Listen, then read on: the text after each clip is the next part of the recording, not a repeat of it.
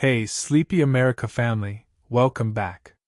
If you're here for the first time, I'm so glad you found us. This is a place where history becomes story. Where the past becomes something you can feel, not just something you memorize. Where the greatest empires, the most extraordinary people, and the most dramatic moments in human history are told slowly, quietly, like a story whispered around a fire. And if you've been here before, if you traveled with me through the marble halls of Rome, if you stood beside the pyramids of Egypt, if you walked the shores of ancient Greece or the blood-soaked plains of Troy, if you wandered through the jungle temples of the Maya and the mountain cities of the Aztecs, then you already know what we do here. We don't rush history. We live inside it. Tonight, we go somewhere new. We leave the Mediterranean behind. We leave the forests of Europe, the sands of North Africa, the jungles of Mesoamerica. Tonight we travel east. We travel far. To a land so vast, so wide, so ancient, that most people in the modern world have never truly understood what it means. We're going to the steppe. The great Eurasian steppe, that ocean of grass stretching from Hungary in the west to Manchuria in the east. Thousands of miles of wind and sky and silence. A world without walls. A world where empires do not build cities, they ride. And somewhere on that steppe, in the year 1162, a child was born. His name was Temüjin. You know him by another name, Genghis Khan. The man who would build the largest contiguous empire in the history of the world. A man who rose from slavery, from poverty, from near death, to rule over 4 million square miles of territory. Whose descendants would sit on the thrones of China, Persia, Russia, and Central Asia. Whose armies were so feared that cities surrendered before a single arrow was fired. Whose name alone was enough to make empires collapse.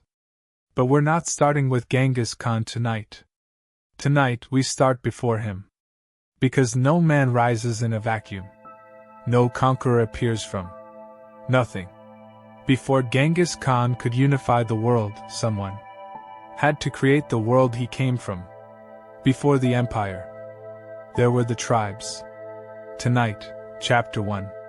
The tribes of the steppe. Before Genghis Khan. And as always, when this story ends, drop a comment below. Tell me your favorite moment. Tell me what surprised you. And tell me, which civilization should we explore next? Every suggestion shapes where the series goes. You are the Sleepy America family. This is your journey too. Now, let the steppe stretch out before you. Let the wind begin. Before the empire, there was the grass. It is difficult, truly difficult, for a modern mind to comprehend the steppe. We live in a world of walls.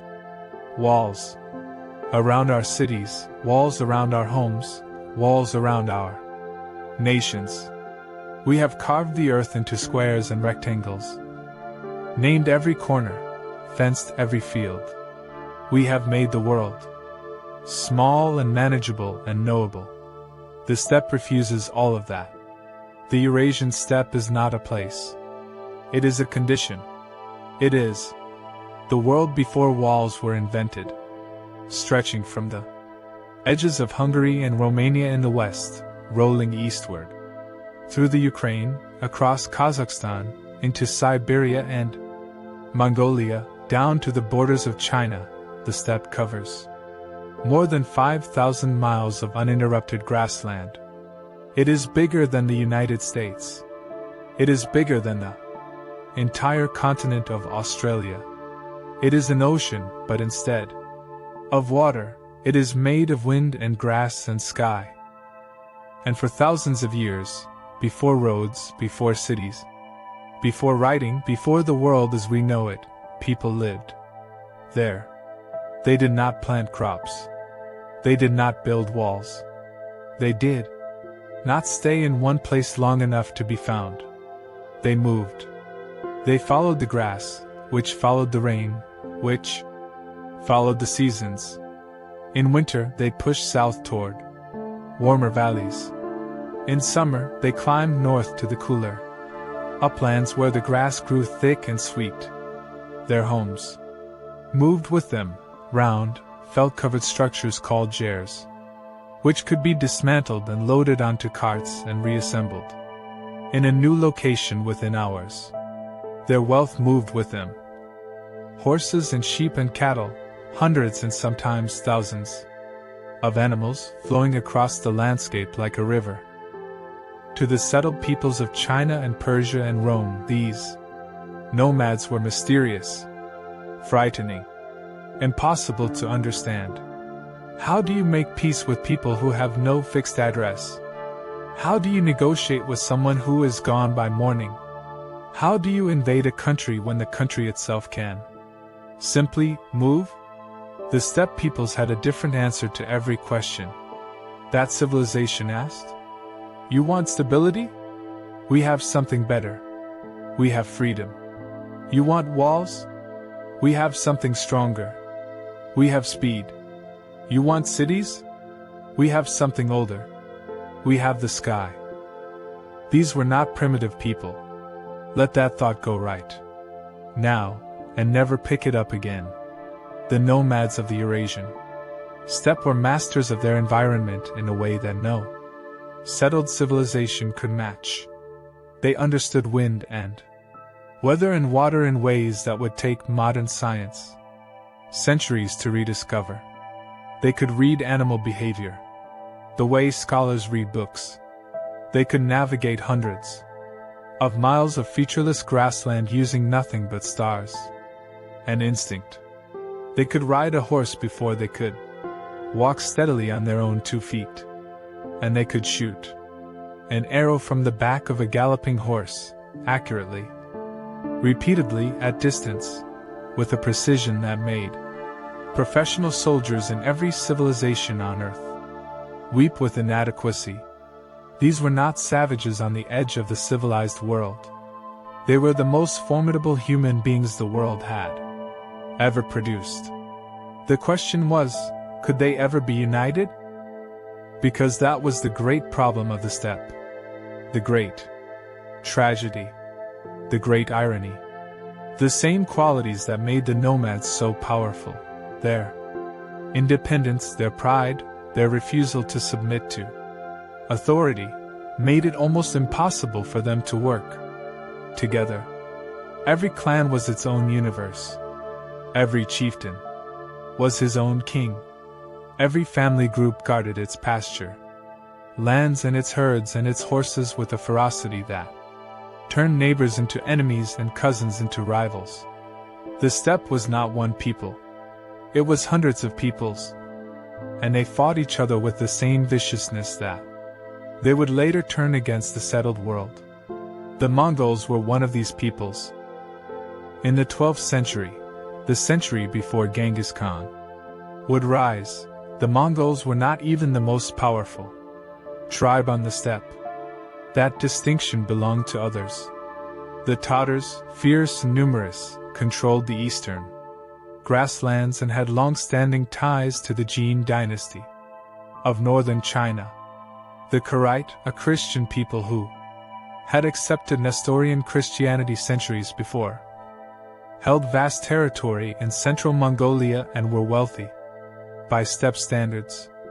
The Naiman in the west were sophisticated and educated, with scribes and an administrative system borrowed from the Uyghur people. The Merkid, in the north near Lake Baikal, were warriors of terrifying reputation. And the Mongols? The Mongols were, in this period, scattered, divided, fighting among themselves more often than they fought anyone else. A collection of clans and subclans and family groups that shared a language and some cultural practices but almost no political unity. If you had looked at the steppe in the year 1150, A generation before Genghis Khan was born, and tried to predict which tribe would eventually conquer the world. You would not have picked the Mongols. You would have been wrong. But to understand why, you have to go back further still. You have to go back to the world that shaped the people. Who would shape Genghis Khan? You have to understand what it meant to live on the steppe. What it cost. What it demanded. What it made of the people who survived it. Because the steppe was not gentle. The steppe was never gentle. Winter on the Mongolian plateau is a thing of almost incomprehensible severity. Temperatures drop to 50 degrees below zero. Storms called Zud, White Death, can bury entire herds under meters of ice, wiping out a family's entire wealth in a single night. The wind comes down from Siberia like a blade, cutting through every layer of clothing, every felt wall, every fire. People died. Animals died. Whole family groups could be destroyed in a single winter if the grass ran out, or the weather turned wrong. Summer brought different dangers. Drought could wither the grass and send tens of thousands of animals stumbling toward death. Rival tribes, hungry and desperate, would raid your herds, steal your horses, carry off your women and children. Even in good years, the threat of violence was constant, intimate, and never very far away. To survive the steppe was to be hardened by it. To be shaped into something that the settled world could barely comprehend. The men and women of the Mongolian plateau were not cruel because they enjoyed cruelty. They were hardened because the world had offered them no other option. And into this world, this beautiful, brutal, unforgiving world, the Mongols were born. They called themselves the people of the felt walls. They called their land the Great Blue Heaven, the eternal blue sky, which they believed was the supreme deity, the source of all power and all destiny. A good Khan ruled not because he was strong, but because the eternal blue sky had chosen him. A great victory was not merely military, it was divine confirmation. This theology would matter enormously later, when a young man named Temüjin rose from nothing to conquer everything. He did not believe he was ambitious. He believed he was chosen. He believed the sky itself had ordained his success. And that belief, that absolute, unshakable certainty of divine mandate, gave him something that no amount of clever strategy could manufacture. It gave him will that never broke. But that is a story for later. For now, we stay here. We stay in the world before him. We stay on the steppe, in the 12th century, when the Mongols were just one tribe among many. When the grass was everything. When the sky was the only roof anyone needed. When the world was still waiting, not knowing it was waiting, for the man who would change it. The wind moves through the grass. The horses graze in the golden afternoon light. Somewhere, a fire is being lit. Somewhere, a child is being born. The steppe is patient. It has always been patient. It has been waiting since before memory began, and it will wait a little longer still.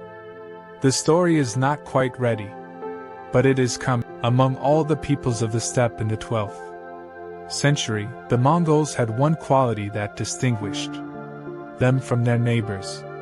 They remembered everything. Not in writing, the Mongols had no written language. At this time, their history lived in the mouths of their storytellers, passed from elder to child around 10,000 fires across 10,000 nights. The great Mongol epic of origins, the secret history of the Mongols, written down only after Genghis Khan's death, but composed long before, begins not with a single hero but with a genealogy A list of ancestors, stretching back to a time before memory. A chain of names linking the living to the legendary. Back and back, until you reach the beginning. The beginning, according to the Mongols, was this. A great grey wolf descended from heaven, sent by the eternal blue sky. He crossed the vast inland sea, what we now call Lake Baikal, and came to the sacred mountain of Burkhan Khaldan in what is now northern Mongolia. There, he mated with a doe, a fallow deer pale as moonlight. And from their union came the first Mongol people. This is myth, of course. All peoples have their creation stories, and the Mongols had theirs. But there is something important in this particular myth, something that tells you who the Mongols understood themselves to be. The wolf and the deer. The predator and the prey. Power and grace. Ferocity and speed. The wolf does not apologize for what it is. The deer does not apologize for what it is. And their union creates something that is both, something that hunts, and something that runs, something that strikes, and something that endures. The Mongols were both. That is what made them impossible. By the 12th century, the historical Mongols had separated into dozens of clans, each with its own territory, its own chieftain, its own pride.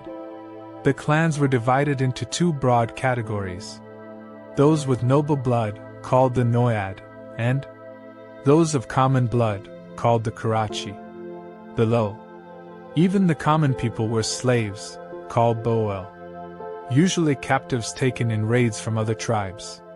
Slavery on the steppe was not the industrialized horror of later centuries. Slaves could rise. Slaves could earn their freedom. Slaves could even become trusted companions. The boundaries were porous in the way that only truly mobile societies can be, when your entire civilization can be packed onto carts and moved in an afternoon. Rigid social structures are a luxury you cannot always afford. But the distinctions were real. Blood mattered. Lineage mattered. A clan with a great ancestor wore that ancestry like armor. The Borjigin clan, the clan into which Temüjin would be born, claimed descent from a figure called Bodankar the Fool. Not the most inspiring ancestor, perhaps. But Bodankar was significant. For a specific reason, he was said to have been born of a woman who had no husband, which in the Mongol worldview meant he had divine parentage. A child touched by heaven. The Borjigin clan wore this origin story carefully, using it to claim a spiritual authority that other clans could not easily dispute. The Borjigin were not the mightiest clan, but they were among the proudest. And pride on the steppe was its own kind of power. The political structure of the Mongol world in this period was, by any modern standard, chaotic. There was no Mongol king. There was no single authority. Power was local, personal, constantly shifting.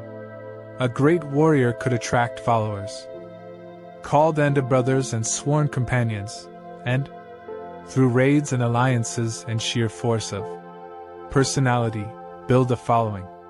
But the moment that warrior died or was weakened, his followers could simply leave. Loyalty was earned every single day. It could not be inherited. It could not be assumed. This system produced extraordinary warriors and deeply unstable politics. Alliance marriages, where clans bound themselves together by wedding their children, were the primary tool of diplomacy. A powerful clan would offer a daughter in marriage to seal a peace. A desperate clan would request a bride from a more powerful neighbor as an act of submission. Children were sometimes pledged in infancy and married as young adolescents, the entire emotional architecture of love and family subordinated to the cold calculus of tribal survival. This, too, will matter when we come to Temüjin's story, because his life began with exactly such a marriage arrangement, and what happened to his family because of it would shape the man he became more than any battle ever did. But before we reach that individual story, we need to understand the larger world pressing in on the Mongols from every side, because the steppe did not exist in isolation. To the south, just beyond the Gobi Desert, lay China. But China in the 12th century was not one unified nation. The Great Tang dynasty had collapsed 3 centuries earlier, and in the fragmented aftermath, northern China was controlled by the Jin dynasty, a state established by the Jurchen people, who had themselves been steppe warriors before they settled down and adopted Chinese civilization. The Jin kept complex relationships with the steppe tribes, sometimes employing them as mercenaries, sometimes paying them tribute to stay peaceful, sometimes playing one tribe against another to prevent any single group from growing too powerful. This last strategy, divide and weaken, was the primary Chinese tool for managing the nomad threat, and for generations it worked. Whenever a tribe on the steppe grew too strong, the Jin would quietly support a rival, offer gifts and titles to enemies, foment internal conflict, keep the wolves fighting each other, and they won't come looking at your walls. It was a clever strategy. It was a strategy that would eventually produce Genghis Khan, because the endless cycle of steppe warfare, tribes raiding tribes, clans destroying clans, the same feuds recycled through generations, was not just foreign policy to the Mongols. It was personal. It was devastating. It was the thing that killed fathers and enslaved children and left families shattered on the open steppe with nothing but the wind. And one day, a man would rise who had experienced all of that firsthand, who had been the child left shattered, who had been the boy enslaved, who had watched everything he loved be taken away, and that man would decide, with a clarity that history rarely sees, that the cycle had to end. Not through peace. Peace had been tried. Peace never lasted. Peace was a pause between raids. Nothing more. No, the cycle would end through something more radical. Absolute unity. Absolute authority. One law for every person on the steppe, enforced by one will, answerable to one sky. But we are getting ahead of ourselves. For now, we stay in the world before him. The Tatars. We must talk about the Tatars, because they are essential to this story, and because their name has survived in history in a form twisted far beyond recognition.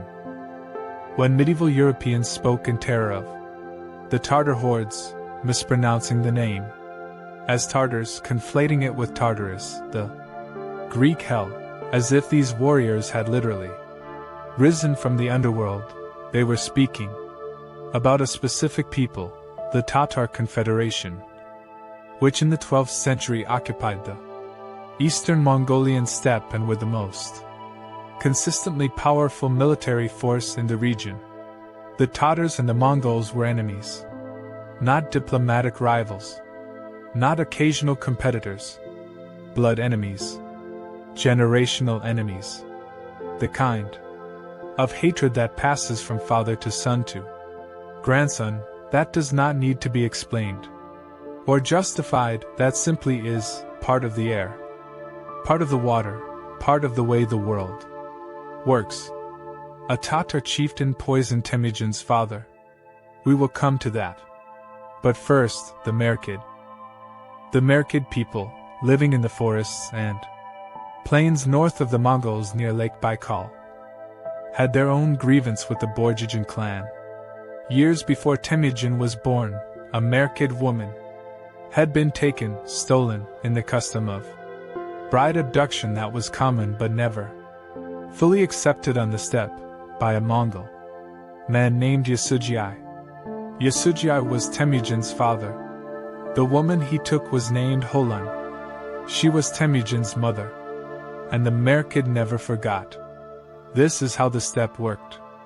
This is the world that Genghis Khan was born into, a world where every family carried wounds, where every clan nursed grudges, where the past was always present, and the future was always shaped by blood already spilled. The steppe is a long memory. It forgets nothing. It forgives nothing.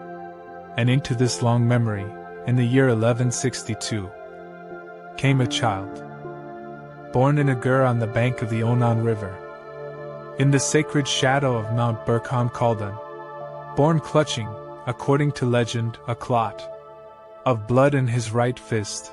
The shaman said it was a sign. A warrior born already holding blood, a conqueror marked from his first breath. His father named him Temüjin. The name meant blacksmith, the one who works iron, who shapes metal with fire and hammer, who takes something raw and hard and formless, and makes it into something sharp. It was a good name for what he would become. The wind moves across the Onan River. The grass bends. The story is beginning. Yasujiai was not a great Khan. He was not the supreme ruler of all the Mongols. No such ruler existed. But he was a man of standing, a Borjigin, noble, a warrior with a reputation, a chieftain, whose word carried weight among the clans that followed him. He had led raids. He had won battles. He had the loyalty of his people, and the respect, if not the fear, of his neighbors. He had also, some years before Temüjin's birth, accomplished something significant. He had captured a Tatar chieftain, a man named Temüjin Yuj, and in the custom of naming victory he gave his newborn son the name of the man he had defeated. This was both an honor and a provocation. The Tatars noted it. These were not people who allowed insults to fade quietly. On the steppe, memory was the only history, and the Tatars would wait patiently, purposefully, for the moment to answer. But that moment had not yet come when Temüjin was a small child growing up on the banks of the Onan River. In those early years, his world was the world that all steppe children knew. The smell of horses and felt and dung fires. The weight of a bow in small hands, learning the grip, learning the pull, learning to breathe out before releasing. The endless riding. Because on the steppe, a child who cannot ride is not yet a full person, not yet complete. He had brothers, Khazar, fierce and powerful, who would become one of the great warriors of his time. Kachian and Temüj, younger and quieter. A half-brother named Begtur, slightly older than Temüjin, from a different mother, and already, even in childhood, already a source of tension. And he had his mother, Holan. If there is one figure in the story of Genghis Khan who does not get enough attention from history, it is Holan. We speak of Genghis Khan as if he arose fully formed from the steppe, a force of nature requiring no explanation. But every human being is shaped by someone, and Temüjin was shaped, profoundly and permanently, by his mother. Holan had been taken from a Merkid man named Chiladu, taken by Yasujiai on the road, the man she had just married, torn from her new husband's arms and brought into a stranger's family. In another story, in another telling, Holun would be a tragic figure, a victim. Someone to be pitied. She was none of those things. She was iron. From the moment she entered the Bedtime camp, Holun made herself indispensable and indomitable. She bore Yasujai's children and raised them with fierce, deliberate intent. She did not teach them to be soft. The steppe did not permit softness. She taught them to endure. She taught them to survive. She taught them that the worst thing, the absolute worst thing, a person could do was give up. She would prove it herself in the worst years of her life. But that comes after the next catastrophe. And the next catastrophe came when Temüjin was 9 years old. The custom among Mongol clans of the Bedtime nobility was to arrange marriages early. Not weddings, marriages came later when the children were older. But the arrangement, the pledge, the bond between families, that could be made in childhood, sealing political relationships before the children involved were old enough to have opinions about it. Yasujai decided it was time to find a bride for Temüjin. He took his son east, toward the Anjurat people, a clan known across the steppe for producing beautiful daughters and wise women. The Anjurat did not fight. They traded daughters into powerful marriages and used those connections to survive in a world that would otherwise have consumed them. It was a sophisticated strategy, dignified in its own way, and it had kept the Anjurat alive for generations. Somewhere on the road, father and son stopped at the camp of an Anjurat man named Day Sechin. Day Sechin had a daughter. Her name was Borte. She was 10 years old, dark-eyed and still. The secret history describes the moment Yasujai saw her. He noticed immediately that she had a brightness in her face, a light. He liked what he saw. Temüjin and Borte were left together for a time, 9 years old and 10 years old, sitting together in whatever awkward silence children manage when adults have decided their futures for them. What did they say to each other? History does not record it. Perhaps nothing. Perhaps everything that mattered. Day Sechin had a dream the night before they arrived. A white falcon carrying the sun and moon had flown to his hand. He told Yasujai that in Mongol tradition, a white falcon was the highest omen. He believed Yasujai's clan had arrived to fulfill the dream. The arrangement was made. Temüjin would remain with the Anjurat for a year, working for his bride's family in the old custom. When he was old enough, he would return and take Borte as his wife. Yasujai left his son. He turned west and began the long ride home. He never arrived. Somewhere on the road, at a Tatar camp where he stopped for food and rest as the custom of steppe hospitality required, someone recognized him.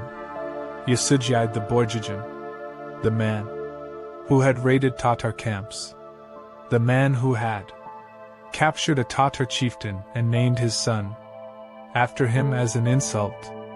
The Tatars offered him food. They poisoned it. By the time Yasujai understood what had happened, he was already dying. He managed to send for his son. A messenger rode hard to the Anjurat camp, and Temüjin left immediately, riding as fast as a 9-year-old boy could ride. He did not make it in time. Yasujai died before his son reached him. He had enough strength, at the end, to speak to a companion. He asked for his son to be sent for. He said, "My heart is on fire." And then the fire went out. What does a 9-year-old boy feel when the world ends? We cannot know. The secret history does not tell us, because the secret history was written by men who had seen Temüjin become Genghis Khan, and they were not writing about a grieving child. They were writing about the beginning of a legend. But here is what happened after. Here is what tells us everything we need to know about what that moment made of him. The Borjigin clan abandoned his family. When Yasujai died, he left behind a widow, several children, and no one to protect them. A chieftain without a following is nothing. A widow with children and no warrior husband is a liability. One by one, then all at once, the families who had followed Yasujai took their animals and their carts and their futures, and moved away. They left Holan and her children. They left them with almost nothing, on the open steppe, in winter, without horses enough to follow, without food enough to wait. This is the world that made Genghis Khan. Not the victories, not the conquests, not the armies he would command or the kingdoms he would destroy, not the golden throne or the vast empire, not any of the things that history remembers. This, the abandonment, the steppe in winter, a mother and her children digging for roots and hunting squirrels to stay alive, a boy watching his world collapse and understanding with the crystalline, permanent clarity that only catastrophe provides. That trust must be earned, that power must be built, that loyalty must be created from nothing because it will never simply appear. He was 9 years old. He had already lost everything. He would spend the rest of his life making sure it could never happen again. The grass bends in the wind over the Onan River. The Gur is dark. The fire has gone cold. A mother pulls her children closer. A boy stares at the darkness and thinks, and thinks, and thinks.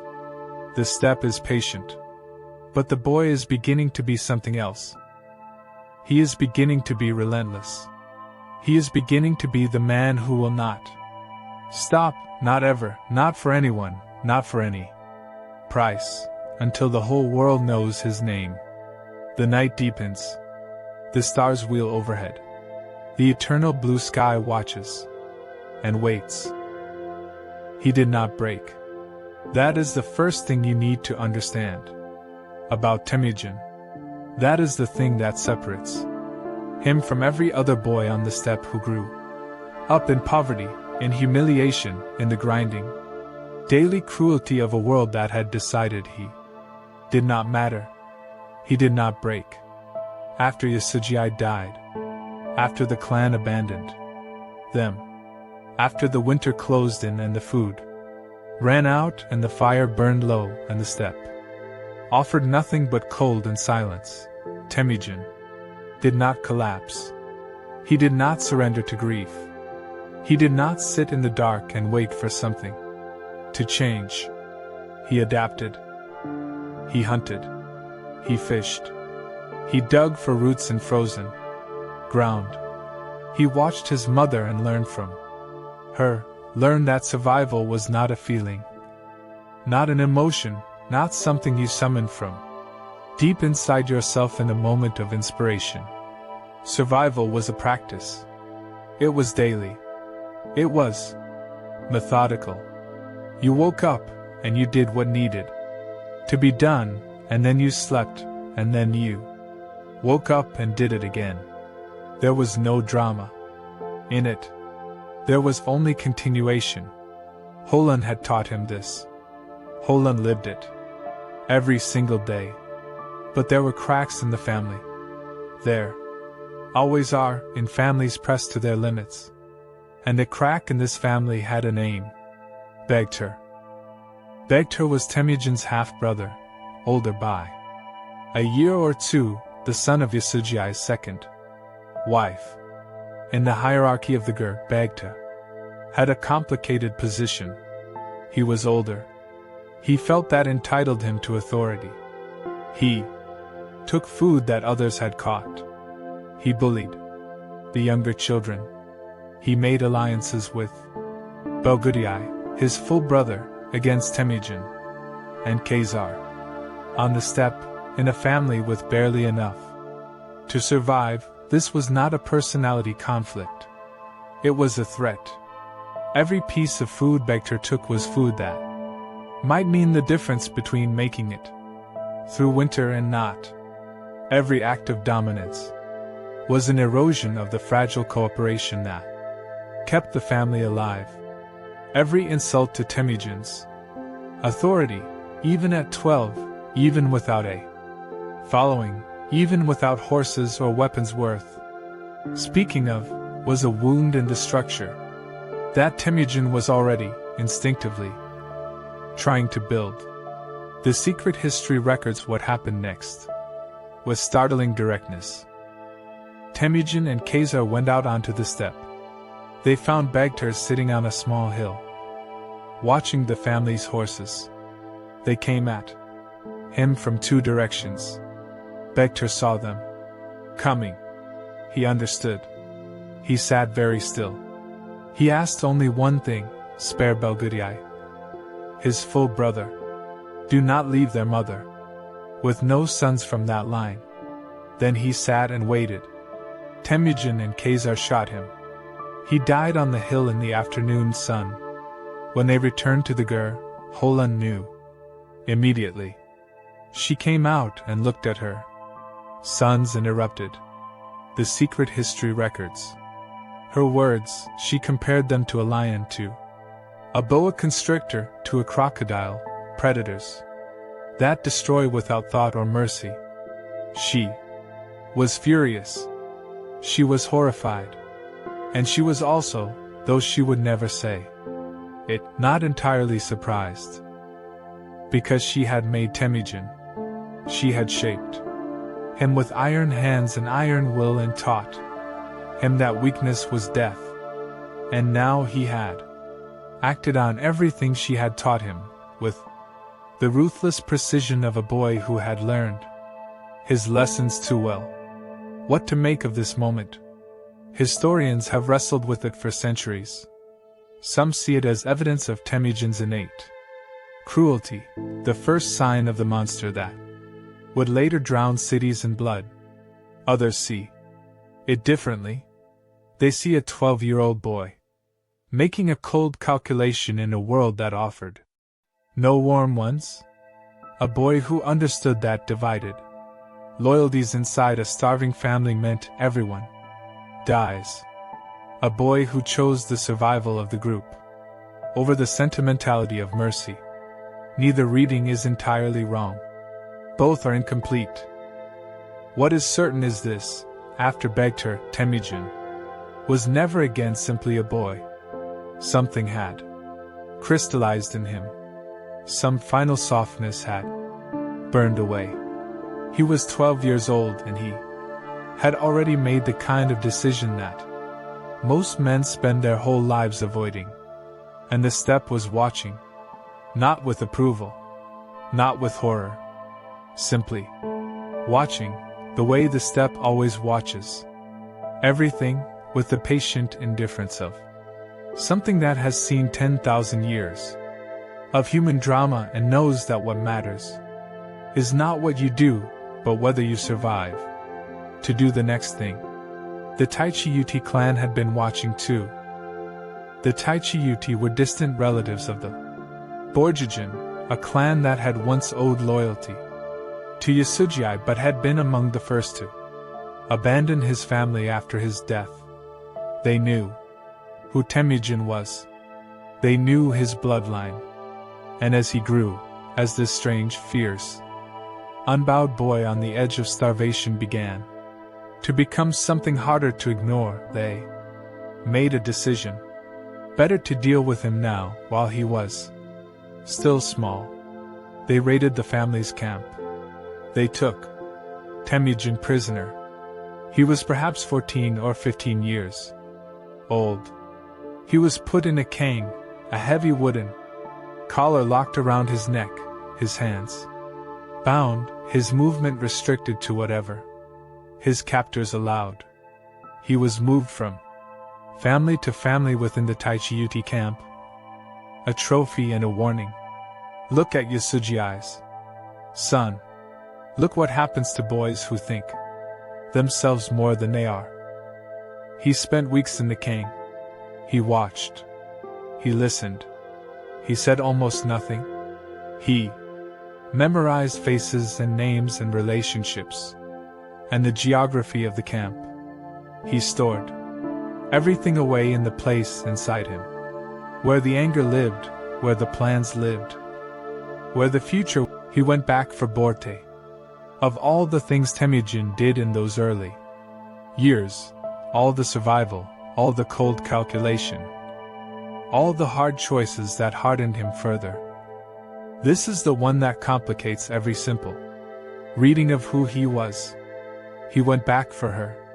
He had not seen Borte since he was 9 years old, and she was 10. 7 years had passed. He had been captured and enslaved and escaped, and nearly starved. He had killed his half-brother, and fled into the river and been rescued by strangers. His life had been so consumed by the basic business of staying alive that sentiment might seem like a luxury he could not afford. And yet, when he was old enough, when he had horses again and a small following of brothers and companions, his first act was to ride to the Anjarak camp and honor the arrangement his father had made before he died. De Sechin was still there. Borte was still there. And the arrangement held. They were married. The secret history is not a romantic document. It was written by men of the steppe for men of the steppe, and sentiment was not their primary mode. But even the secret history pauses at Borte. Even that sparse, martial text finds something to say about her brightness, her clarity, the quality of mind that made her not just a wife but a counselor, a voice that Temüjin would listen to for the rest of his life. Borte was not a passive figure in this story. She was never passive. She would prove that immediately, in the worst way possible. The Merkid were still waiting. Remember, Yasuji had stolen Holan from a Merkid man named Chiladu years before Temüjin's birth. The Merkid had never stopped being angry. And now, finally, Yasuji's son had a wife of his own. The revenge wrote itself. They came in the night. 300 Merkid warriors swept into Temüjin's camp before dawn, horses at full gallop, no warning, no mercy. The camp erupted into chaos, screaming horses, people running, the darkness filled with the sound of thunder and violence. Temüjin escaped. He fled into the sacred forests of Mount Burkhan Khaldan, climbing into the trees with a handful of companions, hidden in the darkness while the Merkid raged through the camp below. Borte did not escape. She was taken, loaded onto a cart and carried north into Merkid territory, given to a brother of the man Yasuji had wronged, a living repayment of an old debt, a trophy and an insult. Temüjin hid in the mountain and listened to the sound of the Merkid leaving with his wife. What happened in that forest in those hours, what Temüjin felt, what he thought, what he promised himself, the secret. History tells us only one thing. It tells us that he beat his chest and wept and prayed to the eternal blue sky. He prayed with the intensity of a man who had nothing left to offer but himself. And then he came down from the mountain, and he started building the army he needed to get her back. This is where you see it, the quality that would define him above all others. Not just strength. Not just cunning. The ability to turn catastrophe into construction. Every disaster in Temüjin's life, every loss, every humiliation, every wound became material, became fuel, became something he used. He needed allies. Real ones, not family. Loyalty that could dissolve overnight. Not neighbors whose goodwill depended on the weather and the grass. He needed something binding. He went to Togro. Togro was the Khan of the Kharite people, the Christian nomads who controlled vast territory in central Mongolia. He was powerful, experienced, and he had once been an elder brother of Yasujai, a sworn companion. In the Mongol world, this bond was supposed to be eternal, passing even from father to son. Temüjin rode to Togro's camp carrying a gift, a coat of black sable that had been part of Borte's bride price from the Anjurat. It was the finest thing he owned. It was possibly the only thing of real value he owned. He gave it away. He gave it to Togro and said, "You were my father's elder brother. I am his son. Help me get my wife back." Togro looked at this young man, this son of a dead chieftain, this boy, with no great following, no great wealth, nothing but a sable coat and an absolute refusal to be defeated, and said yes. He said, "I will reunite your wife with you in return for the black sable coat." He also sent word to another young man on the steppe, a man named Jamuka. Jamuka. We need to pause here. Jamuka was Temüjin's elder brother. Not by blood, by choice, which on the steppe was more binding than blood. They had sworn the elder oath as young boys, exchanged gifts and vows, declared themselves closer than brothers. They had renewed the oath as young men in a ceremony beside a river, swearing again the eternal bond.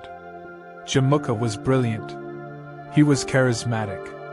He was a warrior of extraordinary skill, and a strategist of genuine talent. In another life, in a steppe that had room for two great men, Jamuka and Temüjin might have ruled together, but the steppe never had room for two great men.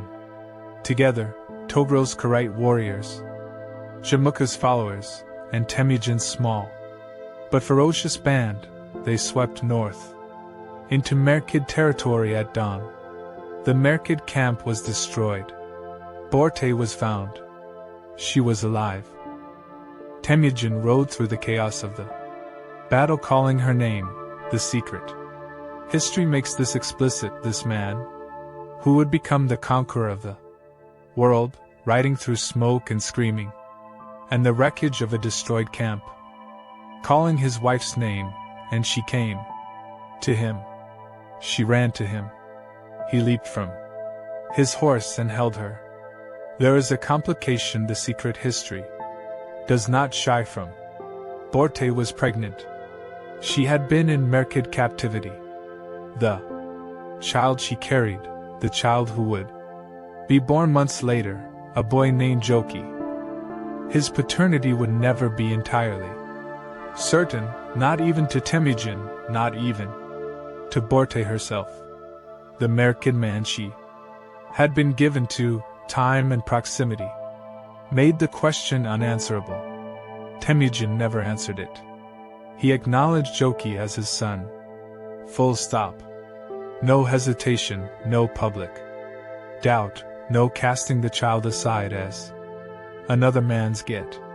Joki was his son, because Temüjin said so, and no one on the steppe was going to argue this decision, this choice, in a world that had every cultural reason to reject. An uncertain child tells you something essential about Temüjin that the battles never quite capture. He was not simply brutal. He was not simply cold.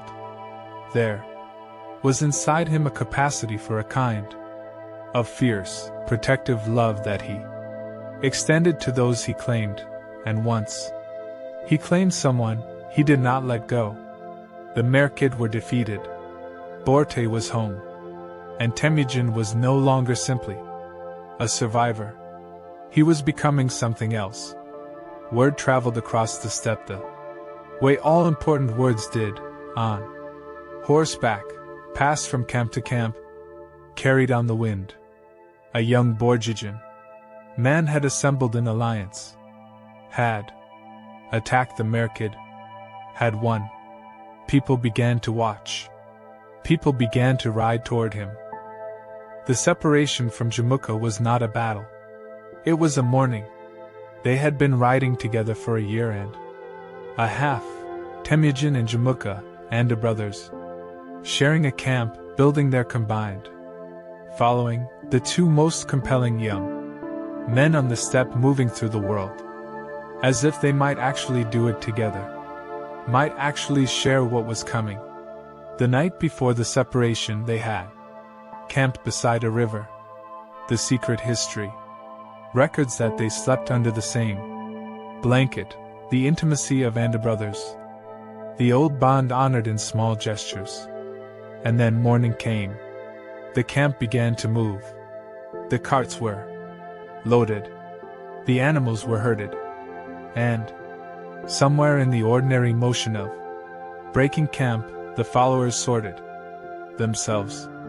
Some went with Jamuka. More went with Temüjin.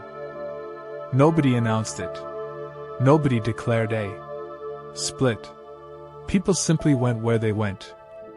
And when the dust settled, two groups were moving in two different directions. And two men were riding away from each other across the morning steppe. They knew what it meant. Borte had said something to Temüjin the night before. She had noticed the way Jamuka spoke to them, she said.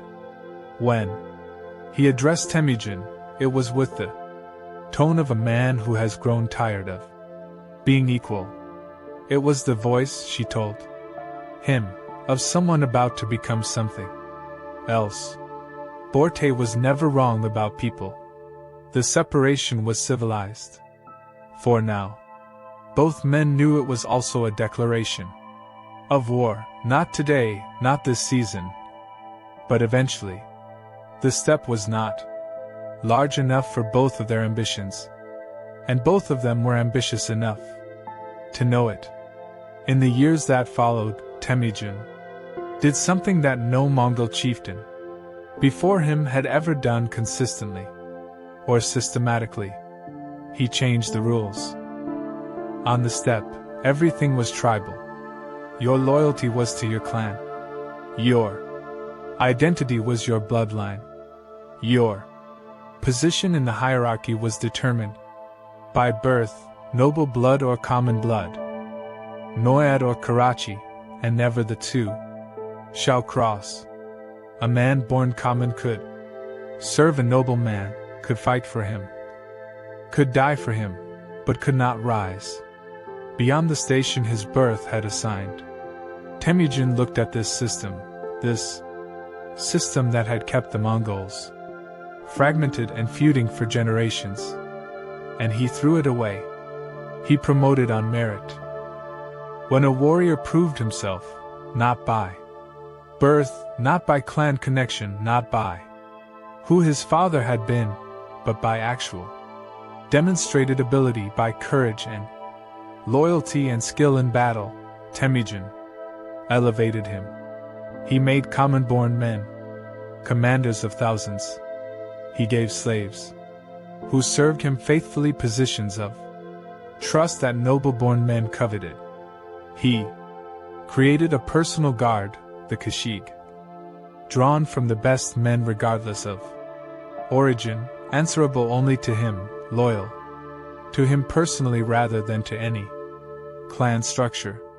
He was building something that had never existed on the steppe: a meritocracy, an army, a nation, And he was destroying the clan system as he built it, because the moment you promote a man for his ability rather than his blood, you have told every noble-born man that his birth alone is not enough. You have told every common-born man that his birth alone is not his ceiling. This was revolutionary. This was dangerous. And this was why Jamuka, when the war finally came, fought not just as a rival but as a defender of the old order, because Jamuka was the old order. He was everything the steppe had always been: brilliant, charismatic, noble-born, tribal. He believed in the aristocracy of blood. He could not accept what Temüjin was building, because what Temüjin was building would make everything Jamuka was irrelevant. The war between them was therefore not just a war between men. It was a war between worlds. It went on for years. Not constant fighting. The steppe was too large for that. Periods of open war followed by periods of maneuvering, alliance building, the great chess game of tribal politics played at speed on horseback across 10,000 square miles of grassland. Jamuka built a coalition. Temüjin built a different kind of coalition. They clashed. They retreated. They rebuilt. The Tatars were still there, still playing both sides, still working with the Jin dynasty, still the most powerful single force on the eastern steppe. Temüjin had not forgotten what the Tatars had done to his father. He would never forget. In 1196, an opportunity arrived. The Jin dynasty wanted the Tatars weakened. They sent word to Togrul, still Temüjin's patron and ally, and to Temüjin himself. Help us attack the Tatars, and we will give you titles and recognition. Temüjin did not need the Jin's recognition, but he needed the Tatars weakened. And he needed to show his growing following that their loyalty would be rewarded with victory. He attacked. The Tatars were defeated. The Jin gave Togrul a title. They gave Temüjin a lesser title, something minor, something dismissive, a border official's rank given to a man who had just helped destroy the mightiest fighting force on the eastern steppe. Temüjin noted the insult. He noted everything. And he kept building. Clan by clan. Battle by battle. Offer by offer. He absorbed defeated peoples. Rather than destroying them, taking their warriors into his army, their women into his extended family, their identity into the new identity he was creating. You are not Tatar now. You are not Merkid. You are not whatever you were before you bent the knee. You are Mongol. The word was expanding.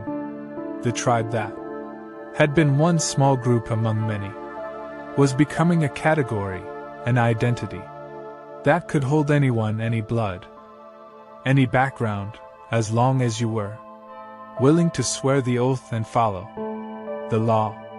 His law. One by one, the great powers of the steppe fell or submitted. The Tatars, completely destroyed, their men killed, their women and children absorbed, the name itself nearly erased. The Merkid, defeated repeatedly, driven further and further from their homelands. The Kharit, and here came the great betrayal, the wound that was also the lesson. Togrul turned on him. The old Khan of the Kharit, the man Temüjin had called father, the man he had served and gifted and fought beside for 15 years, was persuaded by his son and by Jamuka that Temüjin had grown too powerful, that the student had become the threat, that it was time to remove him. They arranged a meeting. A trap. Temüjin did not walk into it.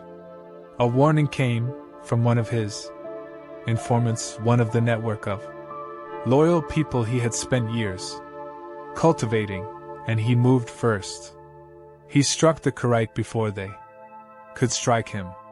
Togrul fled. He was killed by Naiman warriors. He fled toward who did not recognize him and cut him down as a stranger.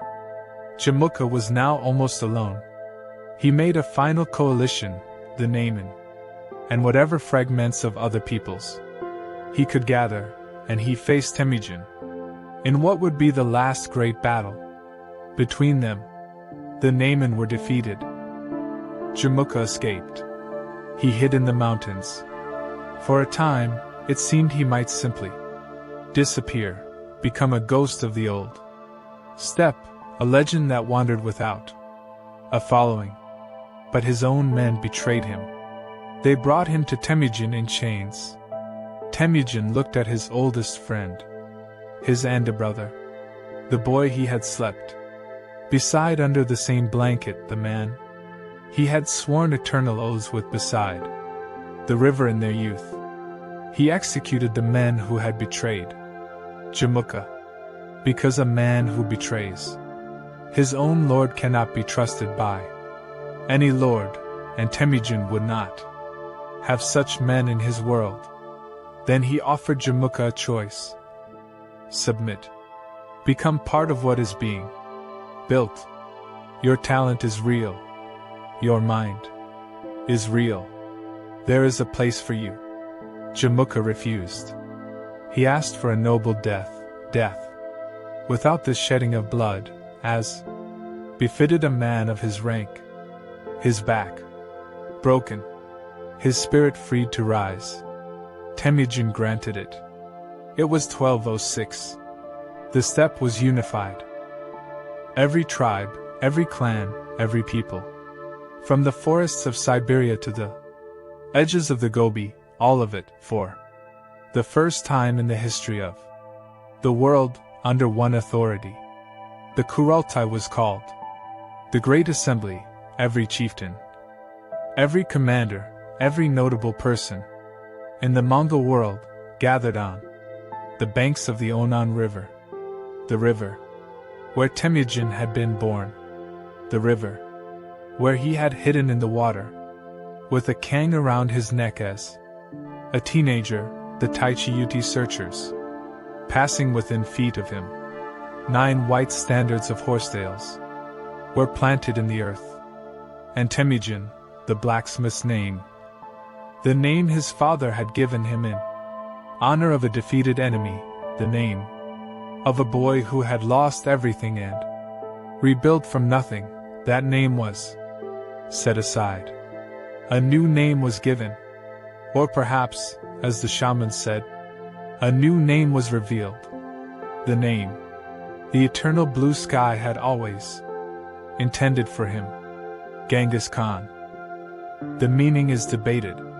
Universal ruler, oceanic ruler, the rightful lord of all that exists between the rising and the setting of the sun. He was 44 years old. He had spent 35 of those years surviving, fighting, building, losing, and building again. He was just beginning. The grass bends across the Onan River. 9 white standards catch the wind. The assembled nation of the Mongols looks at their Khan, and the world, though it does not know it yet, begins to hold its breath. The world did not understand what was coming. That is the thing that must be said first. Before the armies march and the cities burn, and the maps of the world are redrawn in fire and blood, the world did not understand, could not understand, had no framework, no precedent, no language for what was about to happen to it. In 1206, when Temüjin became Genghis Khan, on the banks of the Onan River, the great powers of the known world were comfortable in their certainties. China, divided between The Jin dynasty in the north and the Song dynasty in the south was ancient and sophisticated and had managed the nomad threat for 1,000 years through tribute and diplomacy and the occasional punitive expedition. Persia, the Khwarezmian Empire, vast and wealthy and newly powerful, controlled the trade routes of Central Asia, and believed itself the mightiest military force between the Caspian Sea and the Hindu Kush. Russia, not yet the nation we know, but a collection of principalities centered on cities like Kiev and Vladimir and Novgorod, was prosperous and proud and separated from the steppe by distance and forest and the comfortable assumption that whatever happened out there on the grass did not concern them. They were wrong. All of them were wrong. But they did not know they were wrong yet. And so the world went about its business, building and trading and fighting its small wars and writing its poetry and praying to its gods, while on the Mongolian plateau, something that had never existed before finished assembling itself. Genghis Khan spent the first years after the Kurultai not conquering the world but organizing it. This is crucial. This is the part that every simple telling of his story skips, because organization is less dramatic than battle, less cinematic than fire and cavalry charges. But the organization was everything. The organization was why the Mongols won when every calculation said they should not have. He restructured the army. The traditional steppe military unit was the clan. You fought with your relatives, under a chieftain who was your blood. This meant that clan loyalty competed with military loyalty, that personal feuds infected unit cohesion, that the army was only as unified as the politics of the moment allowed. Genghis Khan destroyed this system. He reorganized his forces on a decimal system, units of 10, 100, 1,000, and 10,000. The Arban of 10, the Zun of 100, the Mayanghan of 1,000, the Tumun of 10,000. Each unit was commanded by a man chosen for ability, not birth. Each man answered to his unit commander, not to his clan chieftain. Clan members were deliberately separated and mixed into different units so that your neighbor in battle was not your cousin, but a man from a different family entirely. A man whose survival depended on your skill, and whose skill you depended on in return. It was military genius of the highest order. You cannot defect to your clan if your clan is scattered across a dozen different units. You cannot put tribal loyalty above military loyalty if there is no coherent tribal unit to be loyal to. The only loyalty that remained, the only loyalty that functioned, was loyalty to the decimal unit, to the commander, and, through the commander, to the Khan. He also promulgated the Yasa. The Yasa, the great law code of the Mongol Empire, was not written down in one place. It was a living body of law, enforced consistently, expanded over time, administered by Genghis Khan's adopted brother Shigi Katuku, who had been found abandoned as a child and raised in the Khan's own gur and given the role of supreme judge. The Yasa covered everything: military conduct, treatment of civilians, trade regulations, religious tolerance, water rights on the steppe, the proper way to slaughter animals. It was comprehensive, consistent, and enforced without exception. Without exception. This too was revolutionary. On the steppe, law had always been whatever the strongest man said it was. Today, the Yasa said, no. The law is the law. It applies to everyone. It applies to the Khan's sons as much as to the lowest soldier. It applies when it is convenient, and when it is inconvenient, it does not bend. For rank or wealth or beauty or pleading, the Mongol world had never had anything like this. Neither had anywhere else. He organized the intelligence network. Before any army moved, Mongol agents moved first. Merchants, because merchants could travel anywhere without arousing suspicion, carried information back from target territories. What were the roads like? Where were the food stores? Which commanders were competent and which were political appointments? Where were the local tensions that could be exploited? Which cities would fight and which would surrender for favorable terms? Genghis Khan knew his enemies better than they knew themselves before a single arrow was fired.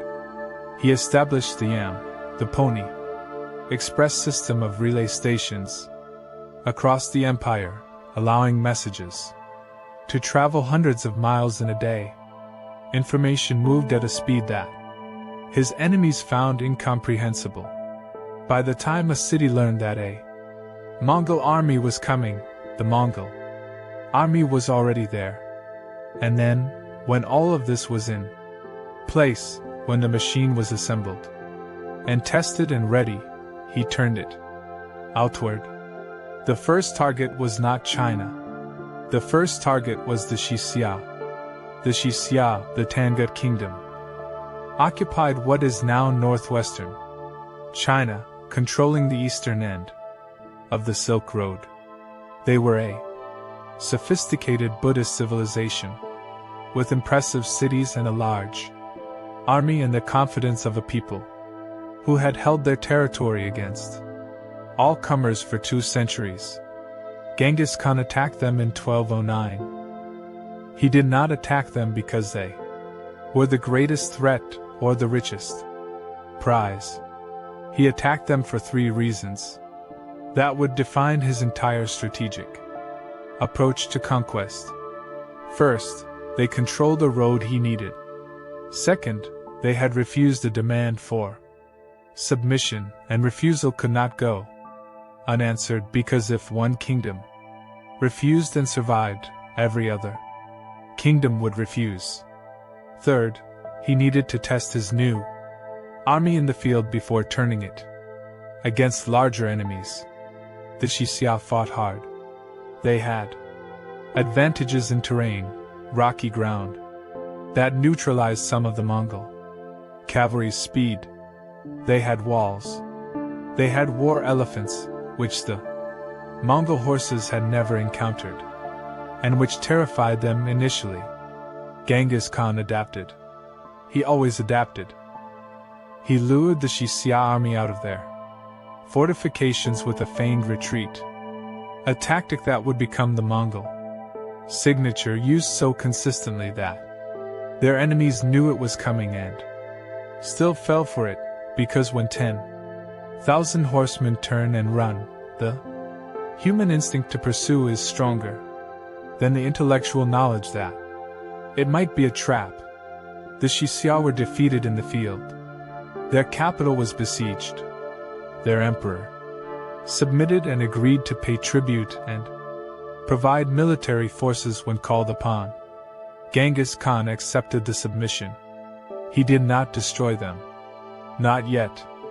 The Xia would test his patience later, and they would discover, too late, that his patience was not infinite. But for now, 1210, they were a tributary state, a vassal, a source of soldiers and supplies. For the wars to come, he turned north. He turned toward the Jin. The Jin dynasty of northern China was the reason the Mongols had been kept fragmented for 100 years. It was Jin gold that had paid Tatar warriors to raid Mongol camps. It was Jin's strategy that had played tribe against tribe. keeping the steppe perpetually divided. It was a Jin title, minor, insulting, that had been offered to Genghis Khan after the Tatar campaign, as if he were a border guard to be managed rather than a power to be reckoned with. He remembered everything. The Jin emperor sent envoys demanding the traditional submission.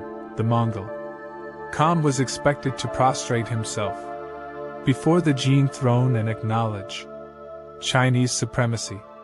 Genghis Khan's response was recorded by witnesses. He turned to face south, toward China, and he spat on the ground. Then he rode north. The war with the Jin had begun. The Great Wall did not stop him.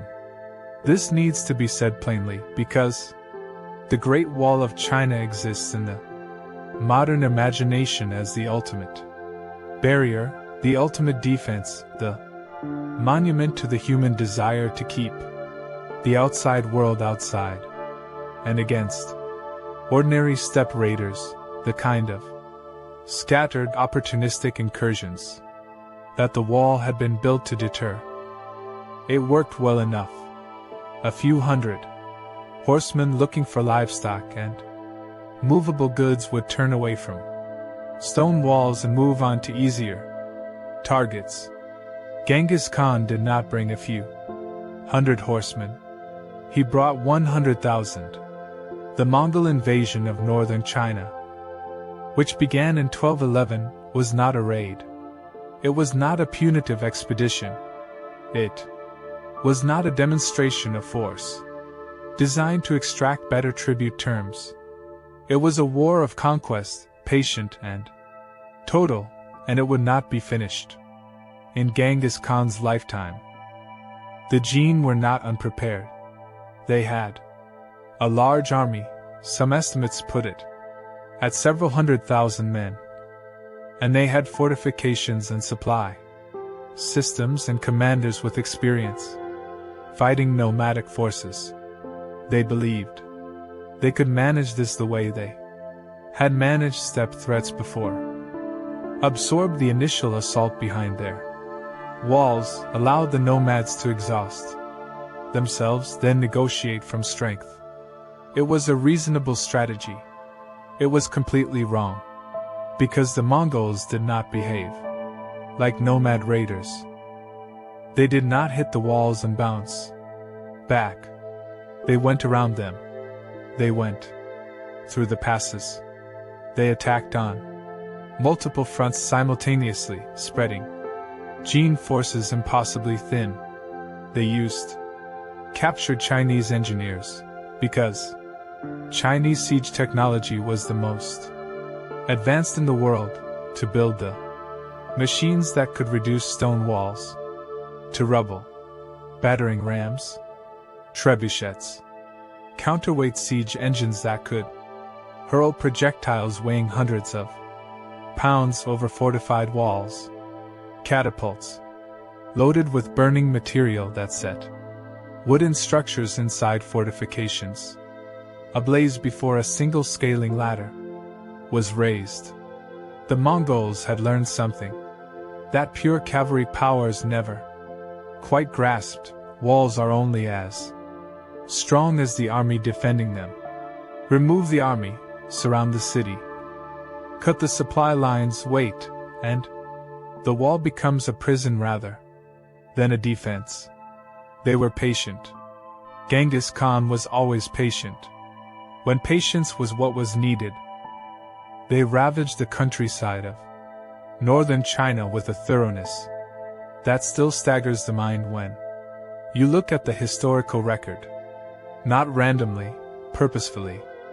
The agricultural infrastructure of the Jin, the irrigation systems, the granaries, the farming villages that fed the cities, was systematically destroyed. City garrisons that might have been resupplied and reinforced found themselves surrounded by a landscape that could no longer support them. The Jin moved their capital south from Zhongdu, the great city that would later become Beijing, to Kaifeng, an admission of weakness, disguised as strategic repositioning. Zhongdu itself fell in 1215, its population massacred or enslaved, its palaces burned. A Chinese traveler, who passed through the ruins months later, recorded that the bones of the dead were piled like mountains and the earth was greasy with human fat. Genghis Khan was not in China when Zhongdu fell. He had left generals behind. Brilliant generals, men he had chosen and trained and trusted. Men who could execute his vision without him present to supervise every decision. Macaulay, his greatest general in the Chinese theater, was left with a large force and the authority of a viceroy. Macaulay would spend the rest of his life, until 1223, prosecuting the war in China with the same methodical devastation. Genghis Khan turned west. And the reason he turned west is one of the most consequential accidents in the history of the world. His name was Inalchuq. Inalchuq was the governor of the city of Otrar, a major trading center on the Silk Road in what is now southern Kazakhstan. He was the nephew, or possibly the cousin, accounts vary, of Muhammad II, Shah of the Khwarezmian Empire. In 1218, Genghis Khan sent a trade caravan to the Khwarezmian Empire. This was not aggression. It was genuine commerce. 450 merchants, laden with gold and silver and jade and furs and other goods, seeking to open trade relations with the great empire that controlled the Silk Road. Inalchuq decided the caravan was a spy mission. He had the merchants arrested. Then he had them executed. All of them. When word reached Genghis Khan, he sent 3 ambassadors to Muhammad II, the correct diplomatic response, the civilized response, the response that said this was wrong, let us discuss compensation and punishment of the guilty. Muhammad II had 1 ambassador killed and the other 2 returned to Genghis Khan with their beards shaved off, the ultimate insult in the Mongol world, a deliberate humiliation designed to show contempt. There are moments in history when a single decision changes everything. When one man's arrogance or miscalculation or simple failure to understand who he was dealing with reshapes the world for centuries. This was one of those moments. Genghis Khan prayed. The secret history records it. He went alone to a mountain and spent 3 days and 3 nights in prayer to the eternal blue sky. He prayed not for victory. He had no doubt about victory. He prayed for justification. He prayed for the confirmation that what he was about to do had the blessing of heaven, that it was not mere revenge, but the execution of divine justice. He came down from the mountain. He assembled the largest army he had ever commanded, and he did something that military historians still marvel at. He split it. The Khwarezmian Empire was vast, stretching from the Caspian Sea to the Persian Gulf, from the Aral Sea to the borders of India.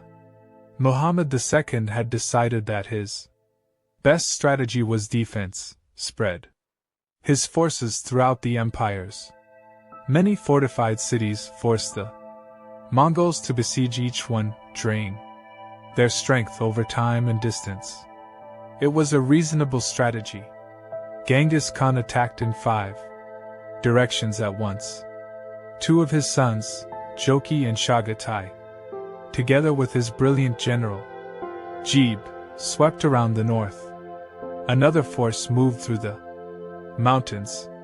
Genghis Khan himself with the largest force, went through the Kizilkum Desert, terrain that the Khwarezmians had considered impassable, terrain that they had not defended because they believed it could not be crossed. The Mongols crossed it. They appeared, seemingly from nowhere, deep inside the Khwarezmian heartland, behind the defensive lines that Muhammad II had so carefully constructed. The great cities of Central Asia, Samarkand, Bokhara, Merv, Nishapur, Herat, fell one by one. Some fought. Some surrendered. The ones that surrendered were sometimes spared. The ones that fought, or worse, the ones that surrendered and then revolted, were destroyed so completely that travelers a generation later described riding through the ruins and smelling the dead still in the rubble. Years after the conquest, Bokhara fell in 1220. Genghis Khan rode into the Great Friday Mosque, one of the most magnificent religious structures in the Islamic world, and stood before the assembled survivors and said, according to witnesses, "I am the punishment of God. If you had not committed great sins, God would not have sent a punishment like me upon you." Whether he believed this, or whether it was psychological warfare of the highest order, or whether it was both at once, nobody can say for certain. What is certain is that it was recorded, that people heard it and wrote it down, that it passed through the Islamic world like a wave of cold water, and everywhere the story went, the terror went with it. Muhammad II fled.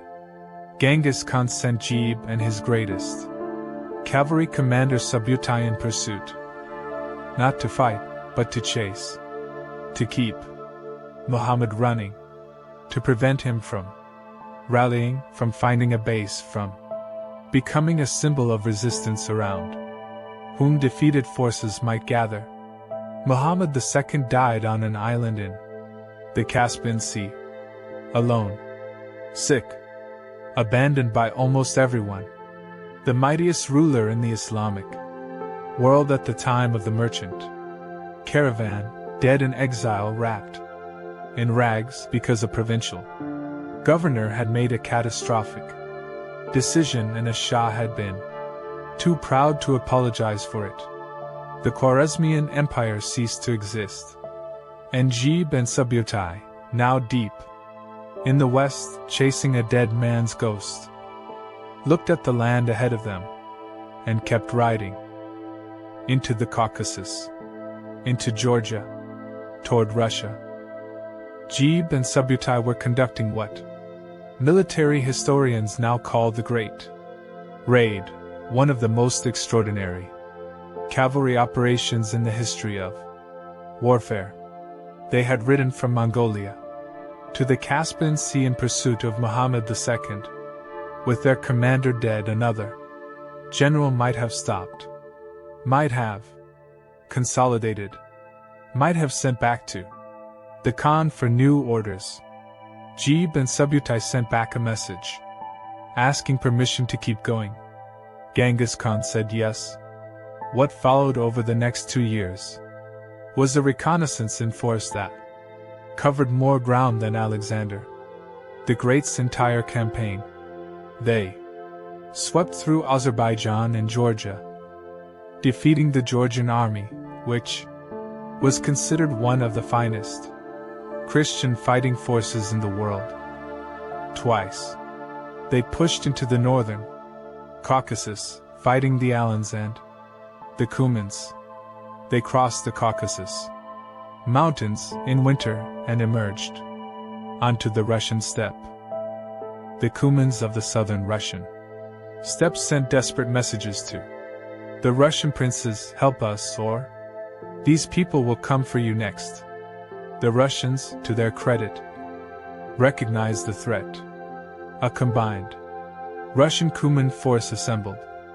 Princes from Kiev and Galicia and Chernihiv and other cities, with tens of thousands of warriors. They met the Mongols at the Battle of the Khalkha River in 1223. The result was not even a battle. By any conventional definition, it was an annihilation. The Mongol tactics, feigned retreat, double envelopment, the disciplined withdrawal that drew pursuing cavalry into prepared killing grounds, worked exactly as they always worked. The Russian princes could not coordinate. Each pursued independently. Each was destroyed independently. The Cumans broke and fled, which collapsed. The Russian flanks, which turned retreat into rout into massacre. Several Russian princes were captured alive. The Mongol commanders, celebrating their victory, did not wish to shed noble blood. So they placed the captured princes beneath the boards of their victory feast, literally beneath the floor on which the Mongols sat and ate and drank, and the princes were slowly crushed to death under the weight of their conqueror's celebration. It was a message. Everything the Mongols did was a message. And then, shockingly, inexplicably, to the Russians who had survived, the Mongols left.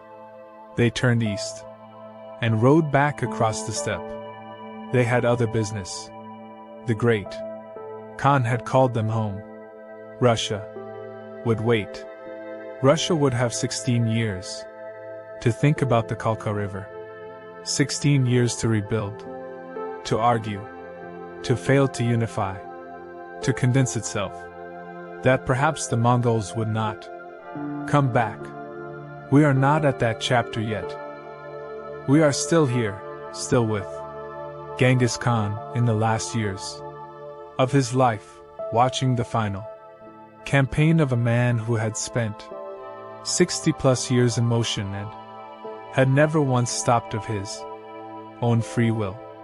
The Xia had broken faith when Genghis Khan had called on them as tributaries, as vassals, as the people who had sworn to provide military forces when required, to contribute soldiers to the Khwarezmian campaign. The Xia ruler had refused, had said, according to the record, if he does not have enough troops, he should not fight wars.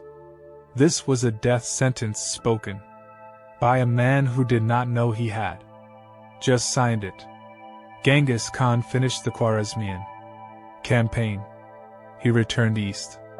He was old now, in his 60s, ancient by the standards of a man who had spent his entire life on horseback, in all weathers. He was injured, thrown from his horse during a hunt, an injury that never fully healed, that settled into him like a slow fire. He launched the campaign against the Xia anyway. It was 1226. The campaign was brutal and systematic and total.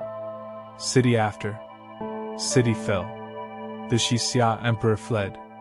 The Mongol forces pursued with the mechanical efficiency that they had perfected over 20 years of continuous war. And then, in the summer of 1227, before the final Xia capital surrendered, Genghis Khan died. The exact cause is uncertain. The old injury from the hunting fall, a fever, a wound sustained in battle, the accumulated weight of 60 years of a life that would have killed a lesser man. At 30, he had given instructions.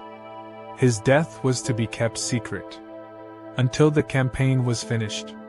His army was to carry on. The Xia were not to know that the Khan was gone, not until the work was done. His generals obeyed. The Xia capital surrendered. The last Xia emperor was executed. The Xia people, who had been promised mercy in exchange for submission, were massacred on Orders that Genghis Khan had left before he died.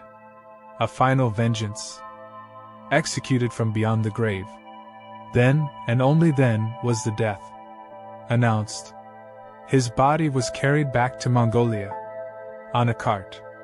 The escort killed every living thing they encountered on the road, people, animals, everything, so that no one could spread the news. Before the body reached its resting place, 40 women and 40 horses were killed and buried with him to serve him in whatever world came after this one. The location of his tomb has never been found. He had asked that it be kept secret. He had asked, according to some accounts, that no monument be built, no marker placed, that the grave be ridden over by horses until no trace remained. He had come from nothing. He returned to nothing. But in between, in the 60-odd years between the child born clutching blood on the banks of the Onan River and the old man dying in a campaign tent on the edge of the Gobi, he had built the largest contiguous empire the world had ever seen, had conquered more territory in 25 years of campaigning than Rome had in 4 centuries, had killed, by some estimates, 40 million people, a number so vast it is nearly meaningless, a number that represented perhaps 10% of the entire human population of the world at that time. And yet he had also built something that would last, that would create conditions, the Pax Mongolica, the Mongol peace, that allowed trade and communication and exchange of knowledge across the entire breadth of Eurasia for a century, that would connect China and Persia and Russia and Europe in a web of commerce and contact that had never existed before and would not exist again until the age of steam and steel. He was the destroyer of worlds. He was the creator of the world we live in. Both things are true. Both things were always true. The wind moves across the Mongolian plateau. The grass bends, then straightens, then bends again. The Onan River runs clear and cold over ancient stones, somewhere beneath the earth of that sacred landscape, somewhere unmarked, somewhere unknown. A man who began with nothing sleeps forever. The horses have ridden over his grave for 800 years. They have not found him yet. The steppe keeps its secrets. It always has. But his sons, his generals, his law, his roads, his empire, those are not secret. Those are still moving, still expanding, still reshaping the world. The story of Genghis Khan has ended. The story of the Mongol Empire is just beginning. He left 4 sons: Joki, Chagatai, Ogdi, Talyui, 4 sons from Borte, his first wife. His true wife, the woman he had rescued from the Merkid and never forgotten and never replaced in the hierarchy of his heart, no matter how many other wives the customs of conquest brought to his gr. 4 sons who had grown up watching their father build the world from nothing, who had ridden in his campaigns, who had commanded his armies, who had absorbed his methods and his ambitions and his absolute refusal to accept any ceiling on what was possible.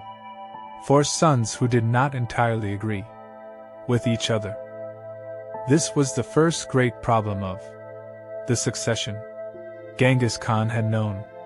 It would be a man who spent his life understanding people, reading them, using them, rewarding them, destroying them, could not have missed the tensions between his own children. He had tried to address it before he died, naming Ogdi as his chosen successor, the Grand Khan who would hold the empire together after he was gone. Ogdi was not the eldest. He was not the most brilliant military mind among the brothers.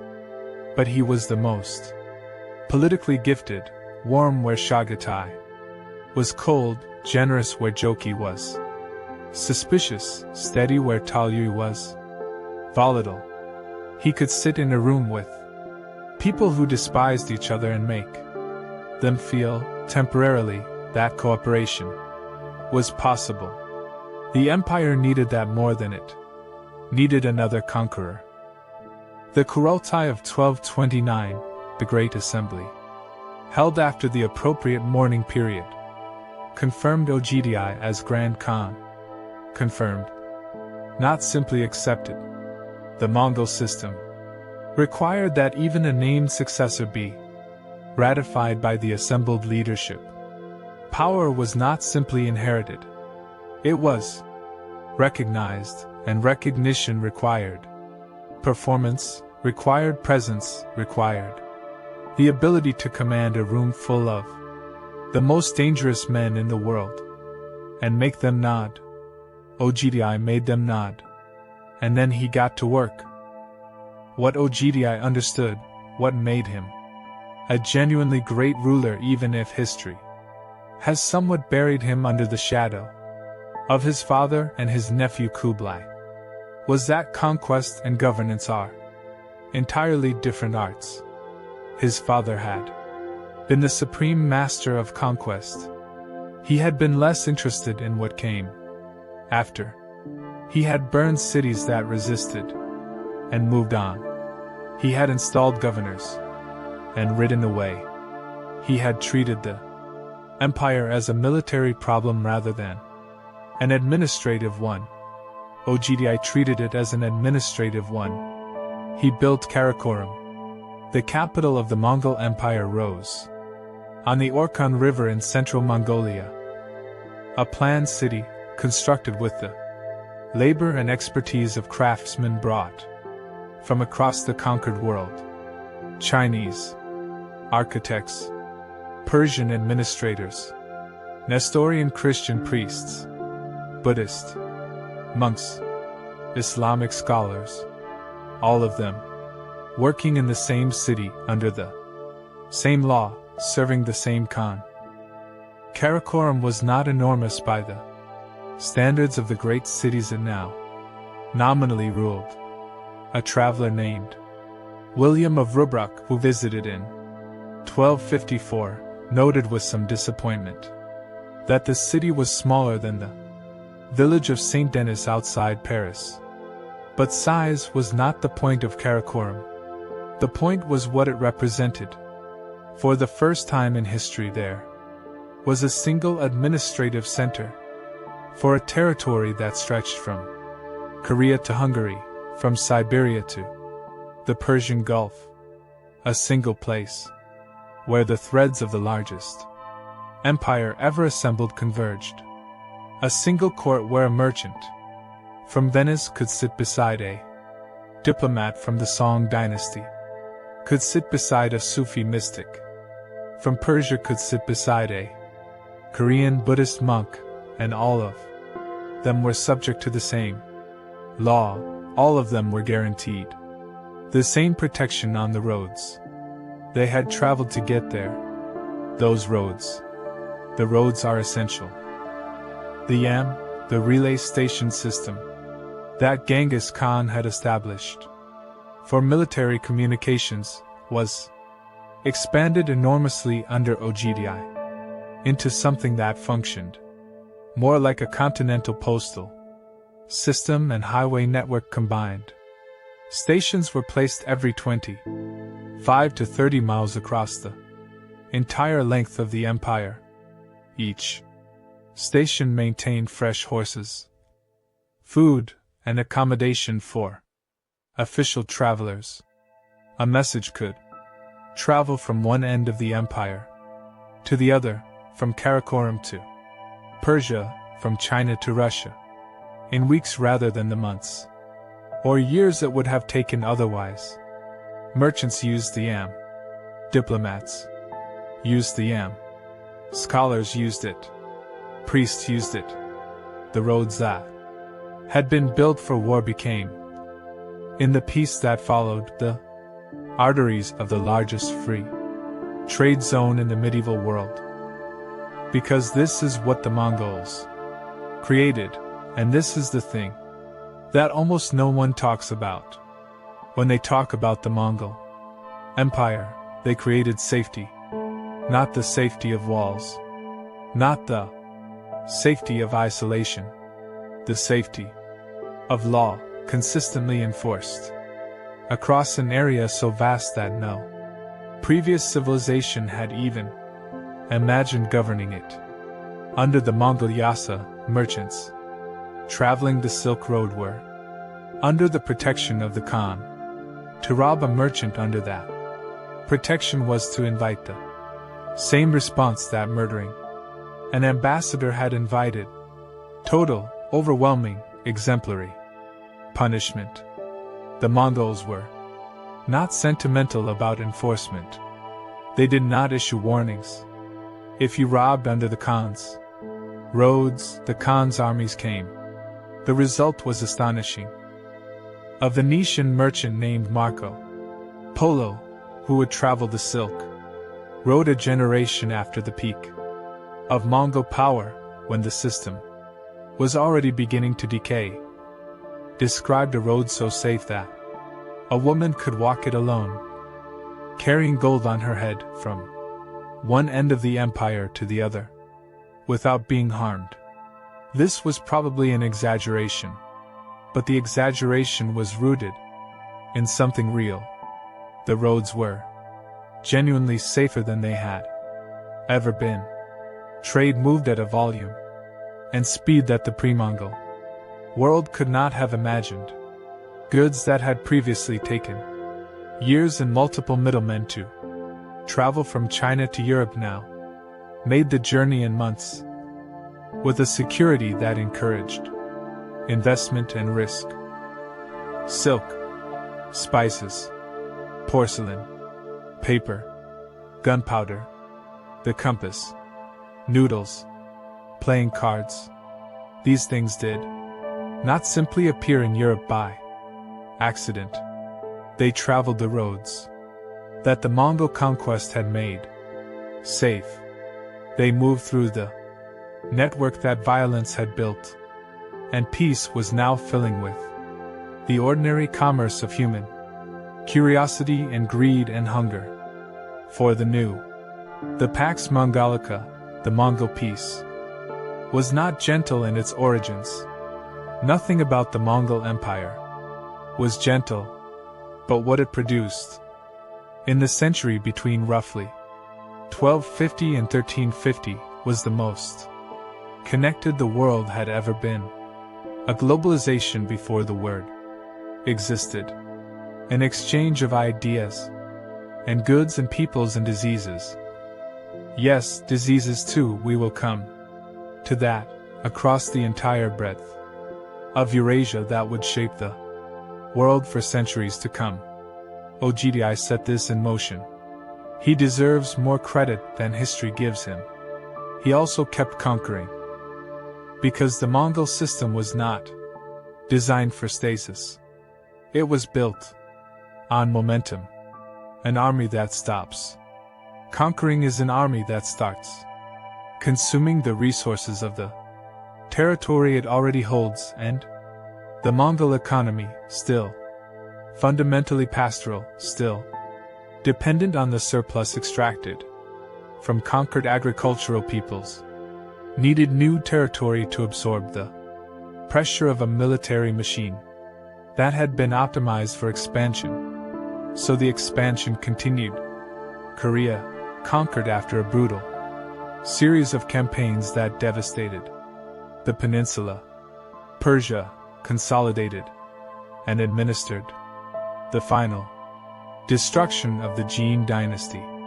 In China, completed in 1234 in cooperation with the Song dynasty, who helped the Mongols destroy the Jin without apparently considering that the Mongols might then turn and look at them. They would Not yet. But they would. And in the West, the unfinished business of Russia and Europe, the thread that Jeeb and Subutai had begun pulling at the Kalka River and left dangling when they were recalled. It was time to finish pulling. Batu Khan rode west.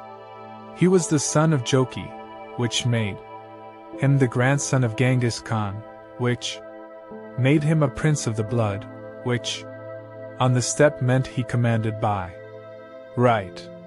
But Batu was wise enough to know that right and ability were different things, and the ability he lacked he borrowed from the man riding beside him. Subutai. Subutai the valiant. Subutai the invincible. Born a common man, the son of a blacksmith, some sources say, which made his rise through the Mongol system a perfect illustration of everything that system was designed to enable. He had ridden with Genghis Khan from the early years. He had conducted the great raid with Jeeb. He had fought at the Kalka River. He was, by 1236, the most experienced military commander alive on earth. A man who had spent 30 years studying war the way scholars study texts, with complete absorption and the kind of intelligence that improves everything it touches. He was 60 years old. He was too fat to ride a horse without difficulty and had to be carried in a cart between battles. He was the most dangerous man in the world. The army that rode west in 1236 was approximately 120 to 150,000 strong, Mongols and Turkic allies and absorbed peoples from across the empire, a force that represented perhaps a third of the total Mongol military capacity. It was commanded by Batu, directed by Subutai, and fueled by 16 years of anticipation. Russia had spent those 16 years since the Kalka River failing to prepare. The Russian principalities knew the Mongols were coming. They had 16 years of warning. The survivors of Kalka had told their stories. Merchants who had traveled the steppe had brought back reports. The logic of Mongol expansion pointed west with the inevitability of mathematics, and yet the Russian princes could not unite.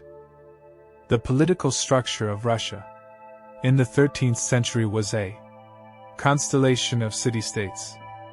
Vladimir, Ryazan, Kiev, Novgorod, Galicia, Chernigiv, each ruled by a prince who was related to the others and competed with the others and had spent generations developing the specific grievances and petty rivalries that make human politics so consistently tragic when the stakes are highest.